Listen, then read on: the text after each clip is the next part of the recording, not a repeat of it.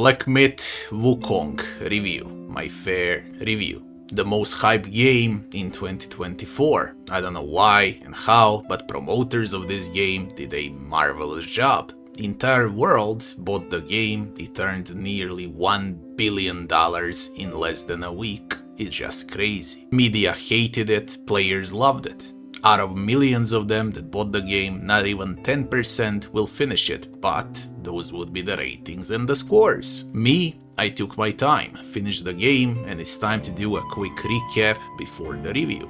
What is Wukong? Wukong in China is what Superman or other heroes from Marvel or DC are in Hollywood crap movies. That's Wukong in China. Wukong got betrayed by the gods and he is taking his revenge on the entire celestial court in Chinese mythology. A simple monkey that rised nearly to Buddhahood. Monkey that wields a staff out of 8,000 kilograms. Monkey that runs 54,000 kilometers per second. Monkey that can replicate himself in 1,000 copies. Each of those copies as strong as him, by the way. Monkey that can lift mountains on his shoulders. Monkey that fought 100,000 celestials at the same time and wiped the floor with them. Immortal, undying, with 7 immortal lives to be more precise. Absurd to the point of oblivion. Even more absurd than Hollywood crap. But hey, that's how it is. Wukong is a mix of Sekiro from Temu and God of War from AliExpress, yet somehow everyone pretends how it's something special. Gaming has reached its lowest of low. I'm not saying that Wukong is bad, it's a very good game, but it's overhyped to oblivion. Now let's rate Wukong properly as it deserves.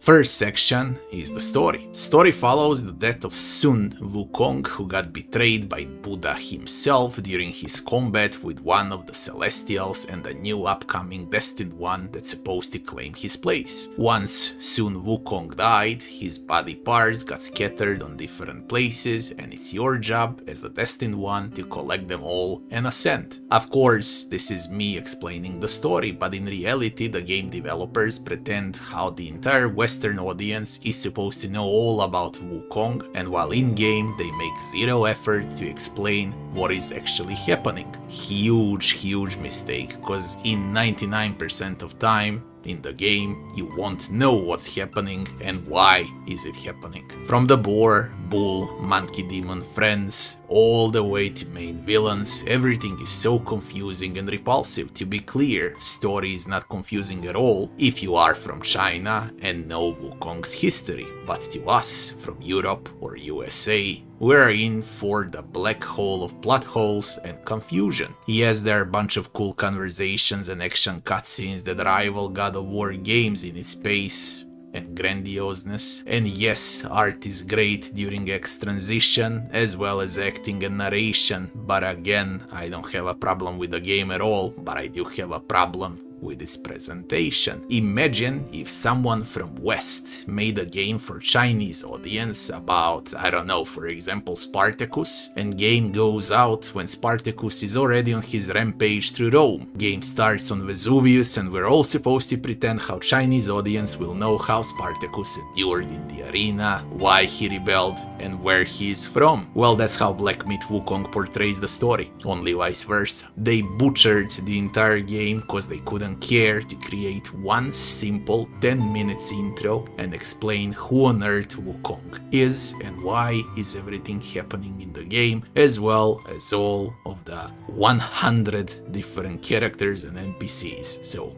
good job, stupid, ignorant devs. 6 out of 10 for the story. Next section would be game bugs and optimization. Very unstable game, I mean it's Unreal Engine so it's expected. PC goes hot, PlayStation 5 players can only play on performance mod with huge frame drops. There are a bunch of crashes if you play a bit with video settings on PC as well, so be careful there. Game needed at least 6 more months to polish, and that's a fact. Playable, but you will die a lot of times cause of delayed output and random frame drops. 7 out of 10 for game bugs and optimization. Next section would be game time. It took me 40 hours to finish the game with around 95% completion rate. So I can say I've seen all the hardest bosses in a game, bunch of side mini bosses as well as all main bosses and all secret levels and gear available in the game. Replay value is very low. There is New Game Plus, of course, like in every Eastern game, but again,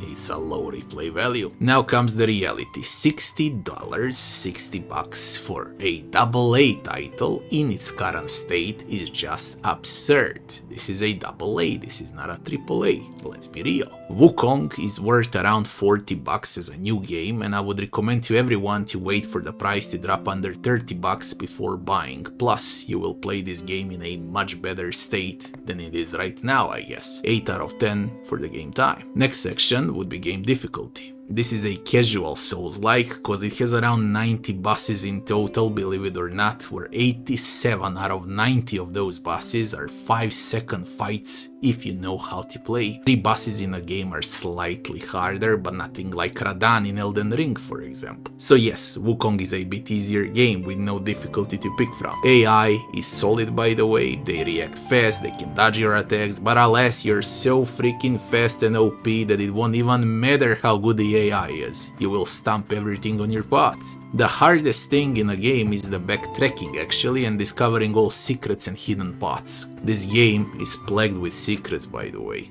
Combat is normalish difficulty, if I can put it that way. 8 out of 10 for the game difficulty. Next section would be maps and graphics. Unreal Engine equals great looking game, but I got one big issue here. People are pretending how Wukong is the best looking Souls-like there is in Unreal Engine, like everyone forgot Lords of the Fallen exists and it looks even better and much darker than the Wukong, and it's on the same engine. So, Wukong is not the first great looking Souls-like, and that's the bottom line. Maps, well, 6 maps in total for 6 scattered Wukong body parts. We got grass and trees, aka green map, desert map, aka yellow map, snow map, aka the white map, dark map, aka the spider insects map, grey map, aka the lava map, and again green open world map, which is a special topic. No mini-map makes this game atrocious to navigate. They follow the Souls-like principle, but they fail to realize that every single area in Souls games is handcrafted and memorable, while in Wukong everything looks auto-generated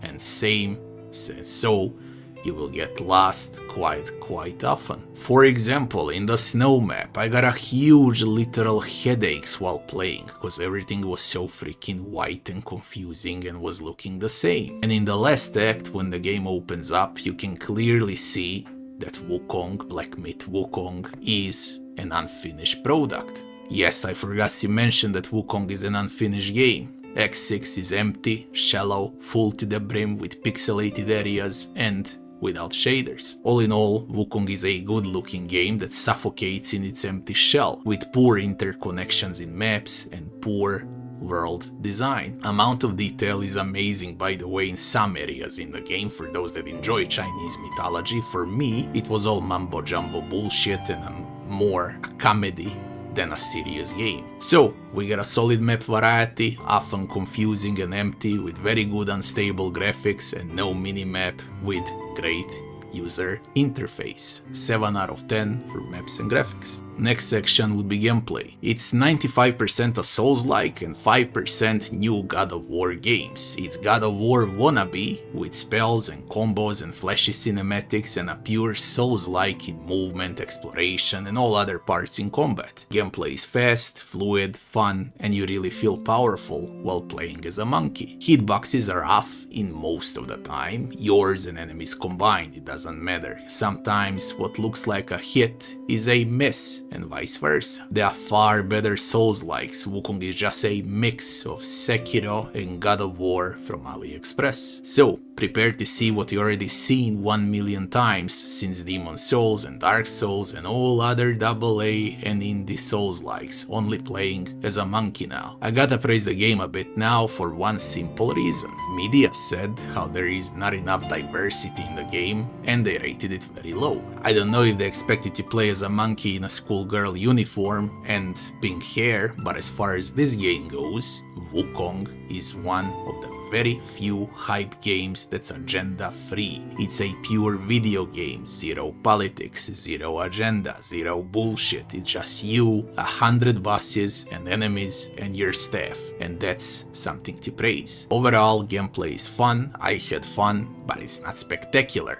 9 out of 10 for the gameplay. Next section would be leveling and itemization. Poor itemization with only 5 to 6 different weapons in the entire game, but you can upgrade those weapons and make them deal poison damage, fire damage, or enhance one of your spells in a bunch of different ways. Same applies for armor sets, around 15 in total. Sets look great, by the way, art style is amazing there. During map runs you will find perma-health, mana and stamina upgrades. Stamina is there for classic light and heavy attacks, mana is used for Wukong spells such as Kapis, aka Pluck of Many, or classic Immobilize, Go Invisible, etc. This game also gives you 3 staff stances, or should I say different combos. Every single spell, transformation and everything you see in the skill tree can be upgraded multiple times, so plenty of different builds are available here for one simple monkey. You gain experience by killing enemies and by finding meditation spots. Of course, there are pills which will upgrade your stats for a limited amount of time, or celestial pills that will perma-upgrade your stats. All in all, the game keeps its pace with constant upgrades and progression from start to finish. Every single level matters. I ended the game on level 100 and created 2 different builds. I had fun with both. There is plenty of upgrade materials if you explore maps in detail. Last would be gourds, or should I say drinks, with different upgrades and passive effects, as well as spirits that you can summon. There is easily 100 spirits, similar like in Neo games and transformations, where you transform into different animals for powerful attacks and new spells. So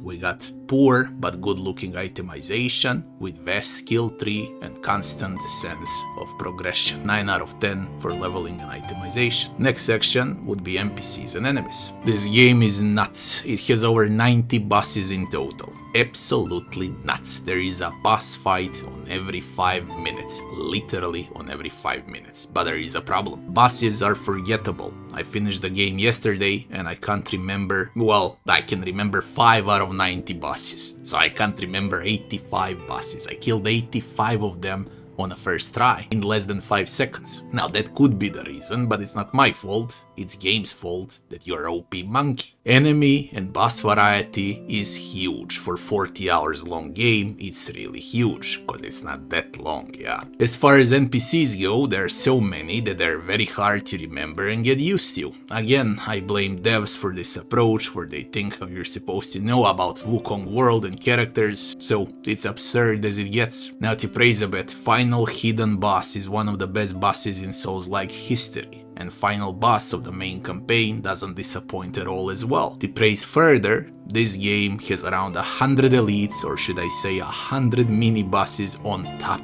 of 90 big bosses. 7 out of 10 for NPCs and Enemies. Last section would be music and sound. Great narrating during act transitions, lip sync is completely off for English, and that's a huge minus. Sound effects are low and muffled, same applies for music, very lame and very low quality. Not a single memorable tune in the entire game. Music is very bad. There was that idiot with guitar in Act 2, it was extremely funny listening to him, but again as a comedy, not as some serious game like they see it in China. This is a game from another planet, with different culture and different approach. It was refreshing and funny, more funny than refreshing, but hey, that's life. And yeah, main protagonist is mute. big minus there as well. 6 out of 10 for music and sound. Final verdict. We got 68 points in 9 sections, and that would be 7.5 out of 10 for Black Myth Wukong. So, extremely underrated game from media and extremely overhyped game by Chinese players on Steam led to extremely high inflated price. Yes, game is overpriced and it's not a tad bit better than Lies of P or Lords of the Fallen or any other AA Souls-like. Actually, it's far worse, but still a very solid Souls-like. This game is actually a miracle. I never seen a solid game that sells so much in the history of gaming. Nearly $1 billion in a week. Absolutely crazy. Oscar goes to faithful Wukong lovers from China and great marketing team of Wukong. They did an amazing job with marketing. Now, realistically speaking, this could easily end up as Game of the Year, considering that it's already bestseller for 2024. Not my GOTY though. I had fun, but it was just solid Souls-like, nothing more and nothing less. It opened up as a God of War game, and after 10 minutes it turned into Nioh meets Sekiro from AliExpress. Developers paid zero respect to their Western audience with bad translations and even worse voice acting and of course off lip sync. I cannot stand here and praise the game like it's some next Elden Ring, cause it's not.